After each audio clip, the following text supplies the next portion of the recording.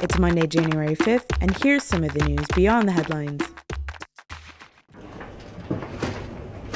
Italian police estimate human traffickers made some $3 million from hundreds of illegal migrants they abandoned on a cargo ship in the Mediterranean Sea. On Friday, an Icelandic Coast Guard vessel towed the Ezadeen into the port of Corigliano Calabro. Locked inside the hold of the ship were 359 migrants who had gone 5 days without food or water. Officials believe the migrants, most of whom are Syrian, paid smugglers between $4,000 and $8,000 each to board the ship from Turkey. The incident marks the second time in a week European authorities have rescued an abandoned ship with illegal migrants stowed aboard.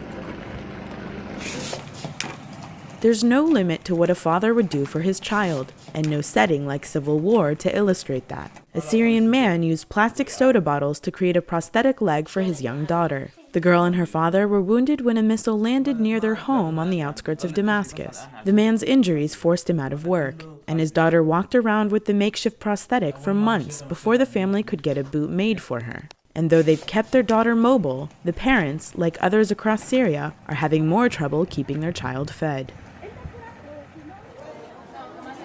A new law has made California the 10th state to give driver's licenses to people who aren't legal citizens. There are nearly 2.5 million undocumented immigrants living in California. To apply, individuals have to provide proof of identity in either bills or rent statements to prove that they're California residents. To receive their licenses, applicants also need to pass written and vision exams, submit a thumbprint, and take a formal driving test. The DMV has hired 900 additional employees to prepare for the overwhelming number of requests. On Friday, the legislation went into effect, and an estimated 11,000 people applied.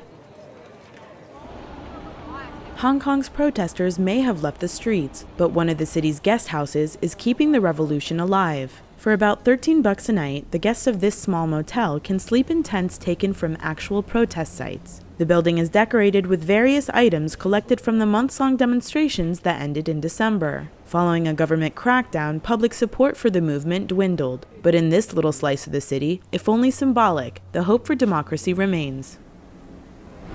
Check out the Vice News YouTube channel for more original reporting and documentaries from around the world. This is a view that we've been waiting for 2,000 years.